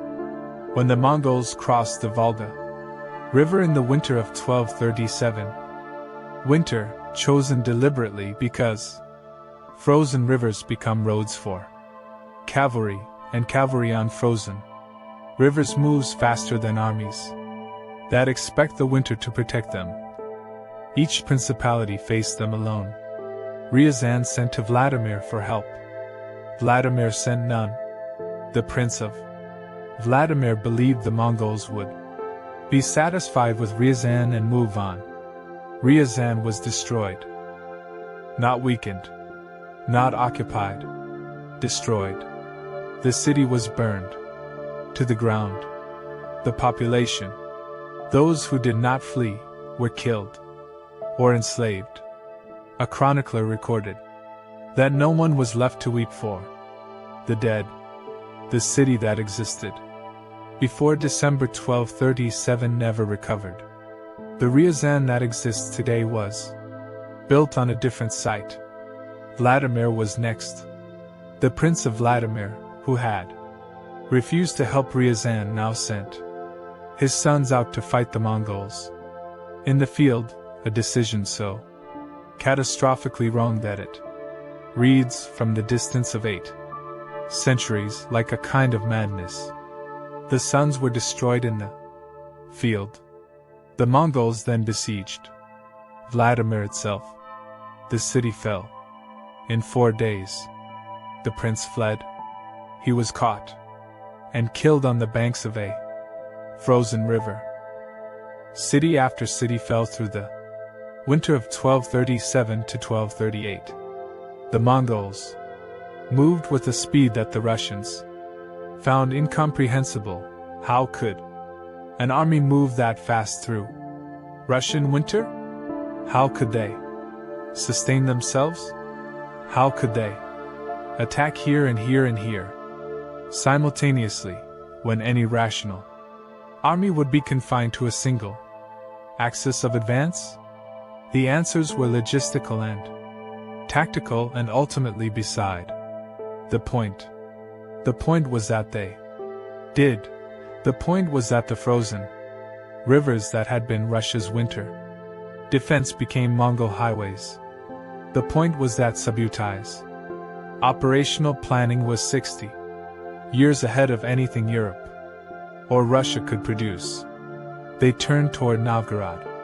Novgorod, the great trading city of the north, the wealthiest city in Russia, the one that had perhaps the most to lose, lay within reach. The spring thaw was coming but had not yet come, and then the Mongols stopped. They turned south. Nobody is entirely certain why. The traditional explanation that the spring thaw turned the ground into mud that would bog down the Mongol horses is probably part of it. Some scholars argue that Subutai's strategic objective was never the northwest forests anyway, that Novgorod's wealth was less interesting to a cavalry empire than the open steppe to the south. Some suggest that the army needed to rest and resupply after months of winter campaigning. Novgorod was spared. Novgorod would remember this for the rest of its history. The shadow of the army that came to the edge and turned back. The awareness of how close the destruction had come, the particular psychological texture of a catastrophe that almost happened. The Mongols spent a year on the southern steppe, grazing their horses, absorbing the Cumans who remained, resting and reorganizing. Then they turned west again. Poland, Hungary, the heart of Europe. The European kingdoms were not entirely ignorant of the Mongols. Reports had been coming west for years, fragmented, distorted, filtered through multiple languages, and the particular lens of a medieval Christian worldview that struggled to categorize what it was hearing.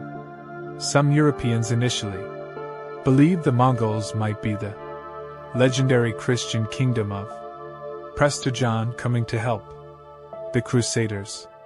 Some believed they were the armies of Gog and Magog, released from behind their prison walls at the end of the world. Neither fantasy survived contact. Poland was attacked in 1241. Multiple columns, simultaneous. Subutai's signature approach. The Teutonic Knights and Polish forces met one column at Legnica and were annihilated. Meanwhile, the main force under Batu and Subutai crossed the Carpathians into Hungary and met the Hungarian King Bela IV at the Battle of Mohi.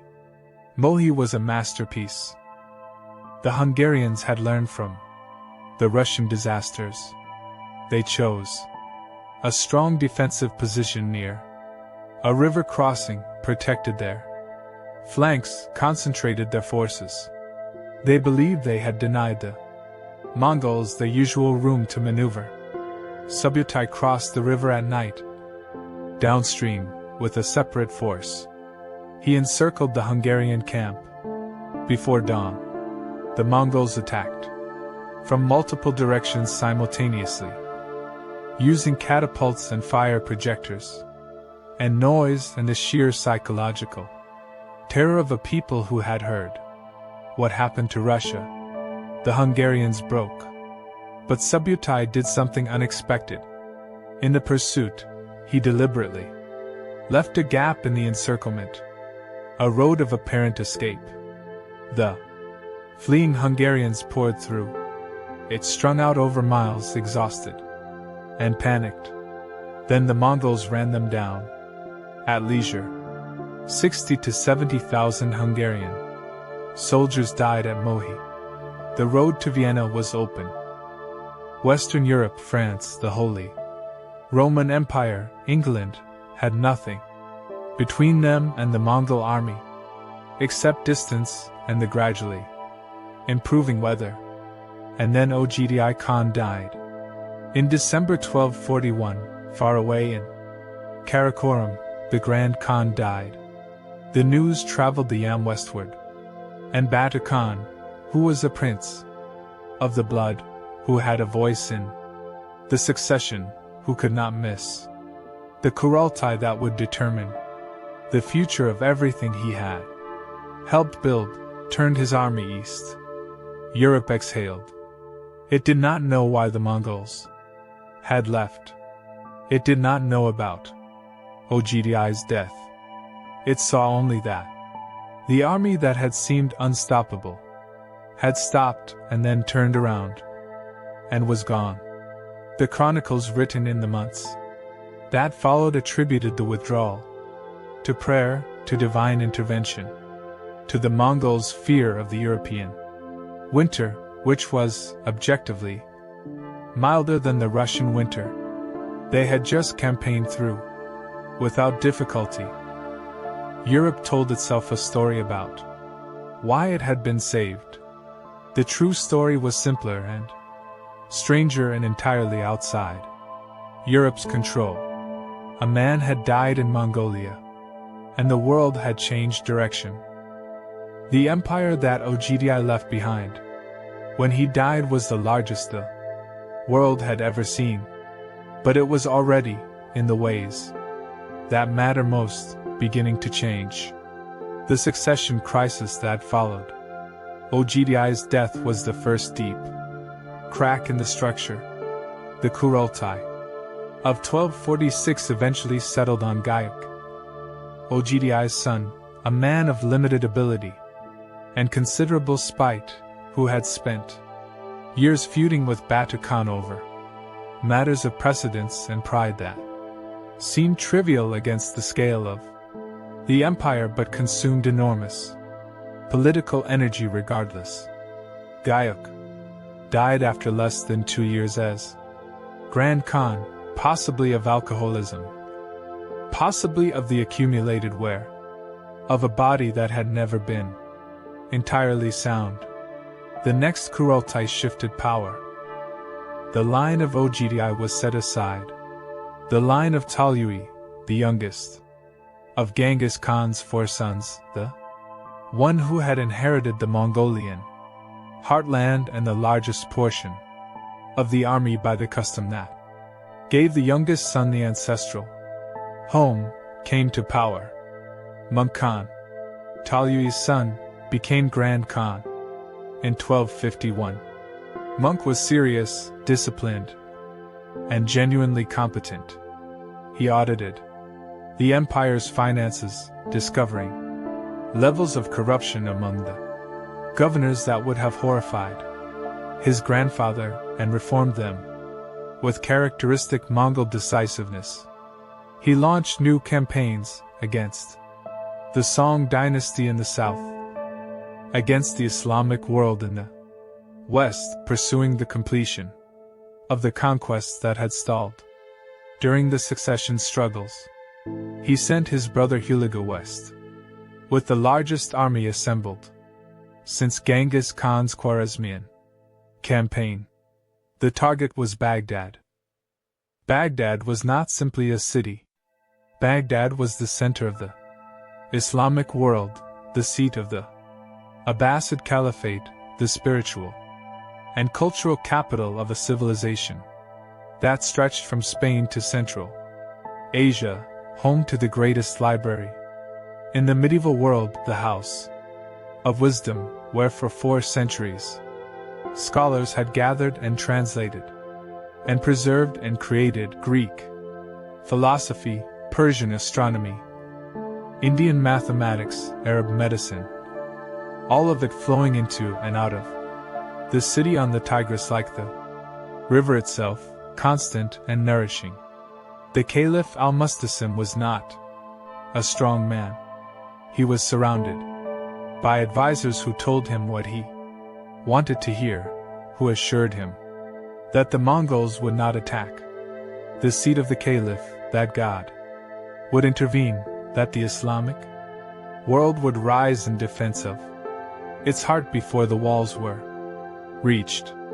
None of these things happened. Hulagus surrounded Baghdad in January 1258. The siege lasted 13 days. When the city fell, what followed was the destruction that Islamic civilization has never entirely stopped grieving. The Caliph was executed, wrapped in felt, and kicked to death or trampled by horses. The accounts vary, but the method was chosen to avoid the shedding of royal blood on the ground, a Mongol custom that conferred a strange kind of dignity even in murder. The population of Baghdad, estimates, range from 100,000 to as high as 800,000. The truth, probably somewhere in between, was killed or enslaved, or fled into the desert. The House of Wisdom was destroyed. The books were thrown into the Tigris River. The accounts say the river ran black with ink 4 days. Whether this is literal or poetic, it captures something true. 800 years of accumulated human knowledge, preserved and copied and built upon and added to, went into the water. What was lost in Baghdad in February 1258 cannot be calculated. We know what survived because it had been copied elsewhere, because individual scholars had fled carrying texts in their arms, because some libraries in other cities were not destroyed. What we do not know, what we cannot know, is what was unique, what existed only there. What burned or sank or simply ceased to be. The end of the Abbasid Caliphate sent a shockwave through the Islamic world that is difficult to overstate. The Caliph had been the symbolic center of Sunni Islam for 5 centuries. Not a political power in any practical sense, but a spiritual anchor, a continuity, a living connection to the early centuries of the faith. When he died, when the line ended, something that could not be replaced was gone. Islam recovered. It always recovered. It would find new centers, Cairo, Istanbul, eventually others. It would produce new scholarship, and new architecture and new philosophy. The faith itself was not touched by what happened in Baghdad any more than Christianity was ended by the sack of Rome. But something was different after 1258. Something had changed in the relationship between the Islamic world and history, between a civilization and its sense of its own continuity and safety. The Mongols had reached a limit, though they did not know it yet. East of the Nile, Egypt's Mamluk Sultanate waited. The Mamluks were themselves a warrior caste, slave soldiers who had taken control of Egypt, professional military men, with no civilian life to return to, no farms to protect, no families, waiting in cities that could be threatened. They fought the way the Mongols fought, as warriors, for whom war was not an interruption, but an identity.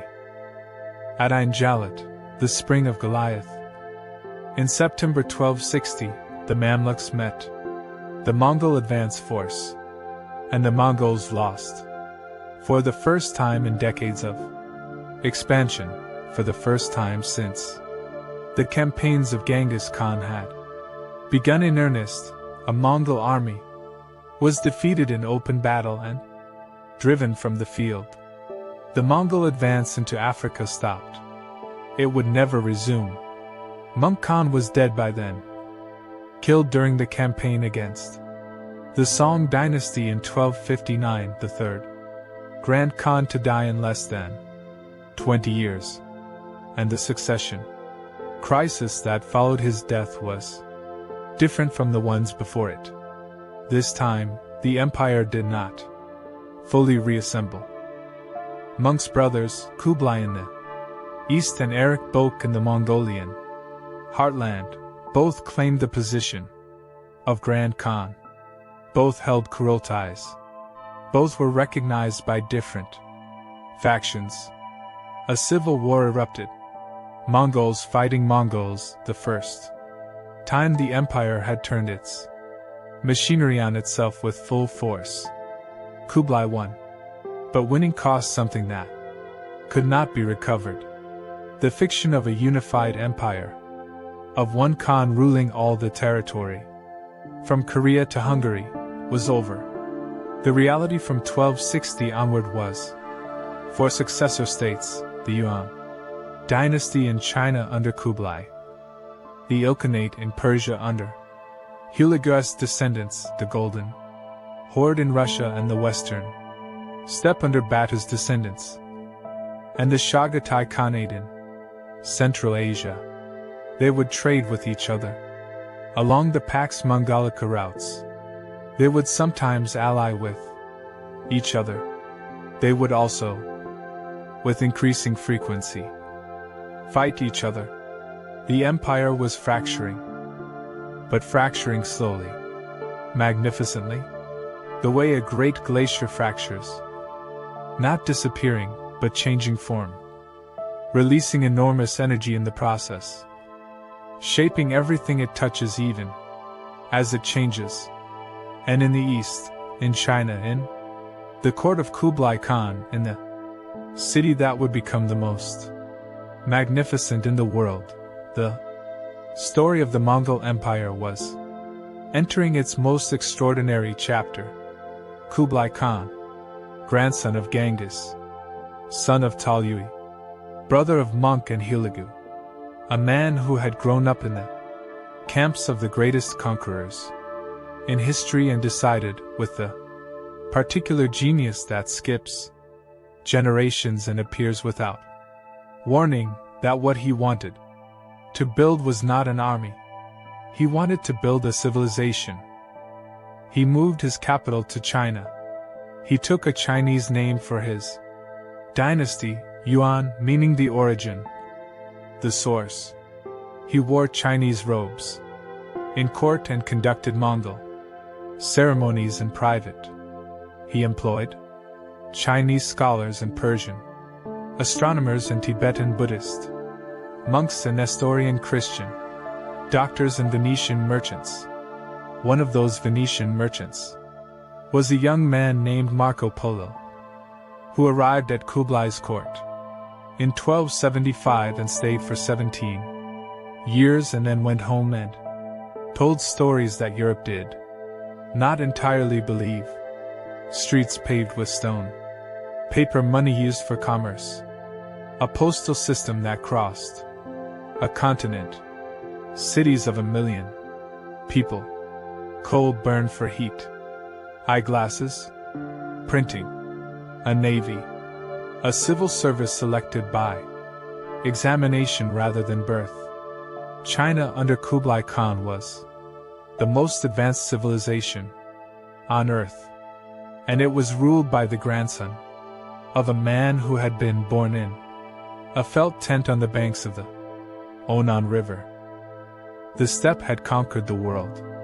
Now, slowly, reluctantly, magnificently, It was becoming the world.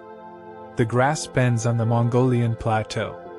The great cities of the empire glow in the night, Kanbalik in China, Tabriz in Persia, Sarai on the Volga, Samarkand in Central Asia. The roads between them are alive with movement. A merchant carries silk westward. A scholar carries mathematics eastward. A plague, hitching a ride on a flea on a rat on a trade caravan, begins a journey that will kill a third of Europe.